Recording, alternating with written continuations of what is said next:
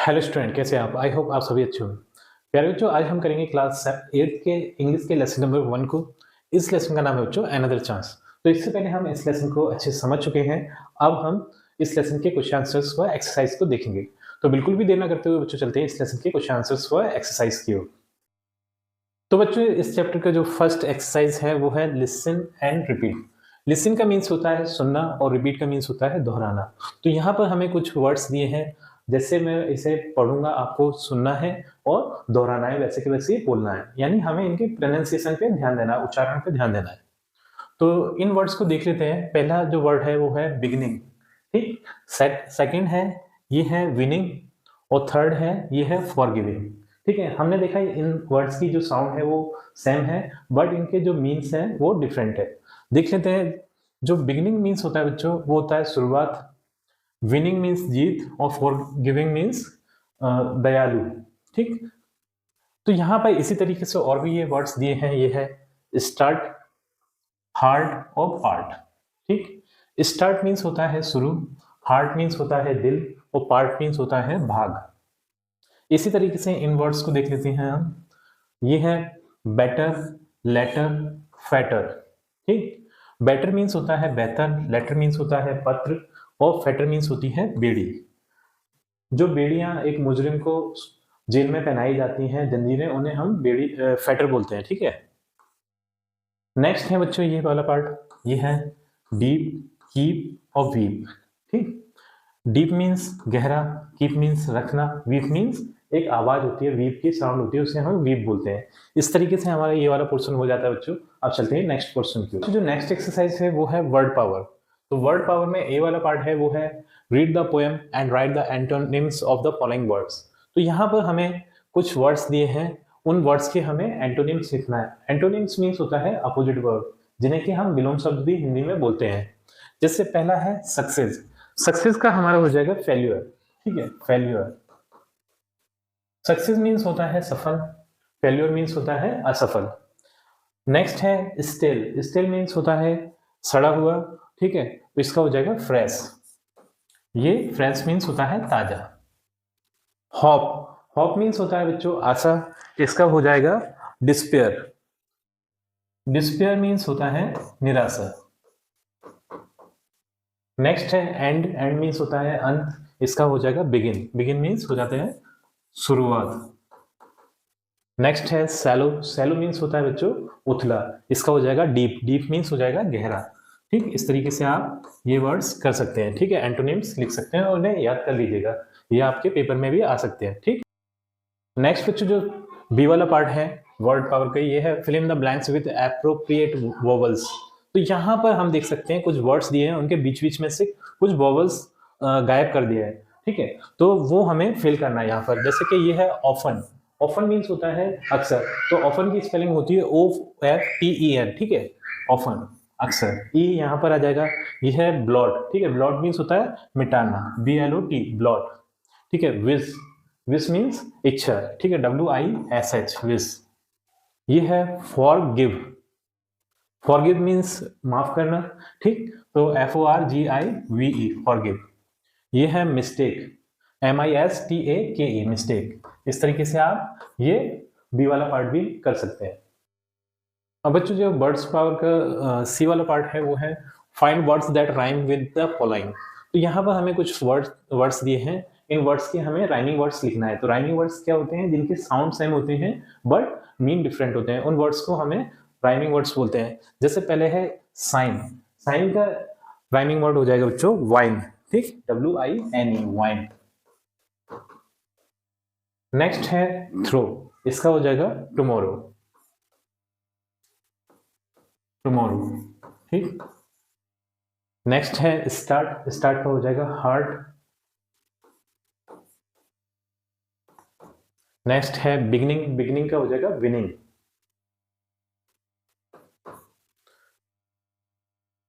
WINNING, winning. ठीक, तो यहां पर हम देख रहे हैं कि इनके जो साउंड है सेम है, sign, wine, throw, tomorrow, start, heart और बिगनिंग, विनिंग। लेकिन इनके जो मीन है वो डिफरेंट डिफरेंट है, इसलिए ये क्या है? राइमिंग वर्ड्स है बच्चों। अब बच्चों इस चैप्टर का जो नेक्स्ट एक्सरसाइज है वो है comprehension.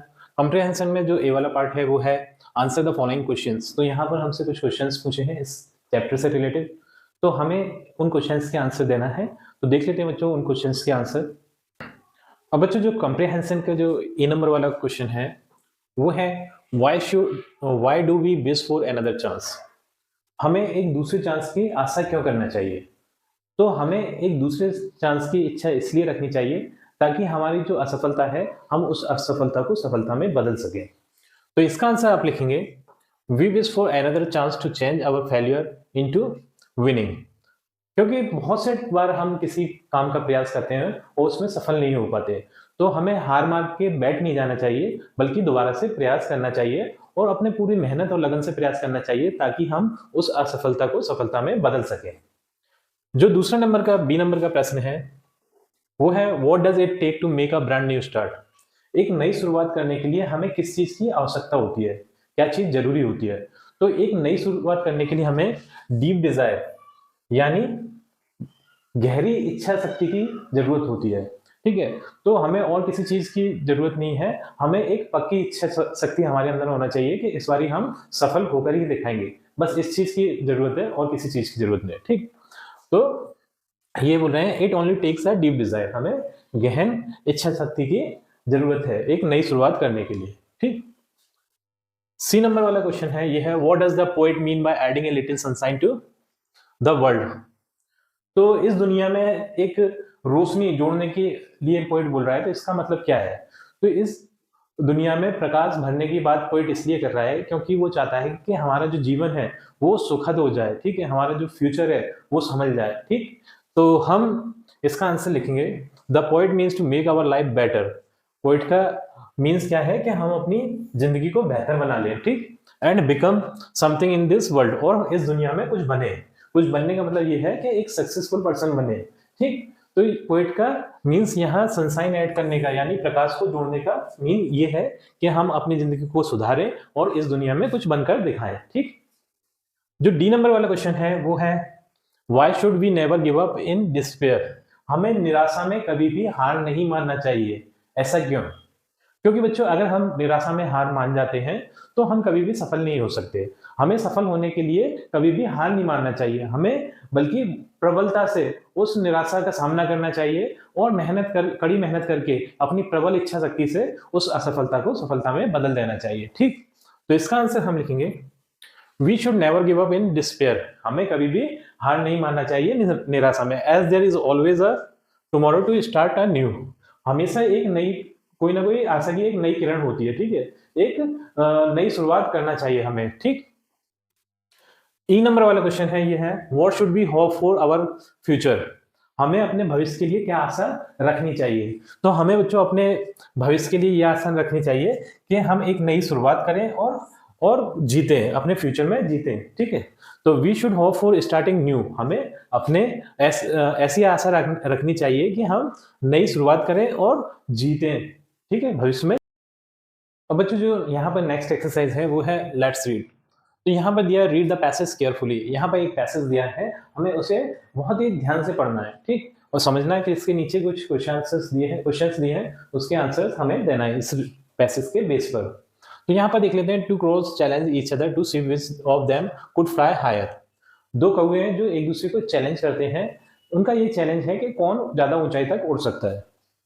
While caring sex of the same size, जबकि वो समान साइज का दो बोरियां उठाकर उड़े। ठीक है, यानी यहाँ पर हम देख सकते हैं जो ये कौवे हैं इनके पैरों में, पंजों में दो बोरियां हैं। ठीक है, तो वो ये दो बोरियां उठाकर उड़ना चाहते हैं समान साइज की। ठीक, तो वो ये देखना चाहते हैं कि कौन ज्यादा ऊंचाई तक उड़ सकता है इन बोरियों को लेकर। The first crow filled his sack with cotton and laughed at the other crow. जो पहला क्रो है वो अपनी बोरी में कॉटन भर लेता है यानी रुई भर लेता है और दूसरे क्रो पर हंसता है। इसलिए हंसता है क्योंकि जो रुई होती है बच्चों वो बहुत ज्यादा हल्की होती है। ठीक है, तो वो सोचता है कि मैं तो बड़ी आसानी से इसे लेकर उड़ पाऊंगा। Who had filled his with salt which was much heavier। और जो दूसरा क्रो था उसने अपने बोरी में ना नमक भर लिया था। साल्ट मतलब नमक, तो वो कॉटन का कंपेयर में भारी होता है, इसलिए जो पहला वाला था वो उससे हंस रहा था कि ये तो भारी, इसे लेकर उड़ ही नहीं पाएगा और मैं कॉटन को आराम से लेकर उड़ सकता हूँ। ठीक है, यहाँ पर इस डायग्राम में हम देख भी सकते हैं। अब क्या होता है बच्चों, however when it began to rain, वो फिर क्या है, जैसे ही उनकी रेस स्टार्ट होने वाली होती है तो बारिश शुरू हो जाती है, पानी आना शुरू हो जाता है। As the second crow had expected the salt began to dissolve, और जैसा कि दूसरा क्रो जो एक्सपेक्ट कर रहा था, तो जो साल्ट होता है, जो नमक होता है, वो डिसॉल्व हो जाता है, यानी कि वो घुल जाता है। पानी में देखा होगा कि हम नमक डालते हैं, नमक की डेली डाल देते हैं तो वो घुल जाती है, तो वो घुल जाता है और वो पूरा खत्म हो जाती है, जो बोरी में नमक होता है वो घुलकर पानी बनकर निकल जाता है, ठीक है।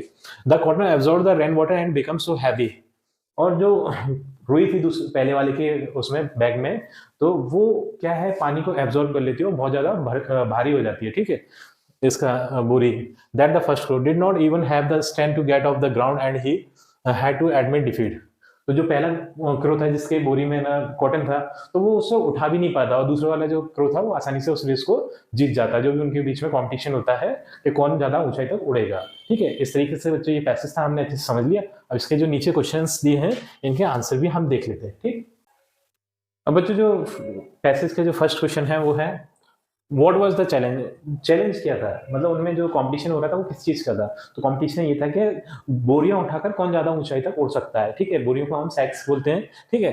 तो यहाँ पर हम इसका आंसर लिखेंगे, the challenge was who could fly higher while carrying sacks of same size, यानी चैलेंज ये था कि कौन ज्यादा ऊंचाई तक उड़ सकता है समान साइज के बोरियों को लेकर, ठीक है, ये चैलेंज था। सेकंड है, what was there in the first crow sack, तो पहले जो कौवा था उसकी बोरी में क्या था, तो हमें पता है बच्चों जो पहला कौवा था उसकी बोरी में कॉटन थी, यानी रुई थी, ठीक। तो इसका आंसर आप लिखेंगे, there was cotton in the first crow sack, ठीक है, पहले कौवे की बोरी में कॉटन थी यानी रुई थी, ठीक। थर्ड है, what was there in the second crow sack, तो दूसरे वाले कौवे की बोरी में क्या था, दूसरे वाले कौवे की बोरी में नमक था यानी साल्ट था, ठीक। तो इसका आंसर हम लिखेंगे, there was salt in second crow sack, दूसरे वाले कौवे की बोरी में साल्ट था यानी नमक था, ठीक। फोर्थ है, हु वाज एक्सपेक्टिंग रेन, तो कौन सा कौवा रेन की एक्सपेक्ट कर रहा था, क्या आशा कर रहा था, ठीक। तो जो सेकंड वाला क्रो था वो एक्सपेक्ट कर रहा था कि बारिश हो जाए, ठीक है, क्योंकि है ना बारिश होती तो जो नमक है वो पानी बनकर बह जाता, ठीक है, पानी में घुलकर बह जाता, और जो कॉटन थी वो एब्जॉर्ब कर लेती क्या, पानी को, ठीक है, जिससे कि वो हैवी हो जाती। इसलिए जो सेकंड वाला क्रो था वो एक्सपेक्ट कर रहा था कि बारिश हो, the second crow was expecting rain, ठीक। तो इस तरीके से बच्चों ये पैसेज वाले क्वेश्चन आंसर भी हो जाते हैं। अब चलते हैं नेक्स्ट एक्सरसाइज पर। अब बच्चों जो नेक्स्ट एक्सरसाइज है वो है लेट्स डू इट, चलो करते हैं इससे, ठीक है। तो यहाँ पर दिया है, a number has been given to each letter of the alphabet in the table below, read the table and decode the message. तो यहाँ पर एक टेबल दी है और जो अपने अल्फाबेट्स होते हैं ABCDEFGH जेड तक, ठीक है, तो उनके सामने एक एक नंबर दिया है, जैसे A 1 नंबर पे, 2 नंबर पे, B C 3 नंबर पे, D 4 नंबर पे, इस तरीके से ये जेड तक दिए हैं, जेड 26 पर, ठीक है। तो यहाँ पर हम देख सकते हैं कि जो मैसेज है नीचे की साइड, उस मैसेज को हमें डिकोड करना है, उनके नंबर दिए हैं, उन नंबर के हिसाब से हमें अल्फाबेट को लेना है और एक वर्ड बनाना है, और इस तरीके से वर्ड बनाकर वो मैसेज देखना है क्या मैसेज है। तो यहाँ पर देख लेते हैं, जैसे 14 है तो 14 पे क्या आता है, एन आता है, तो एन ले लिया, एन ये लिख लिया हमने 14 पर, सॉरी एन लिख लिया हमने 14 पर, ठीक है, इस तरीके से। 5 पे क्या है, ई, ठीक। 22 पे है वी,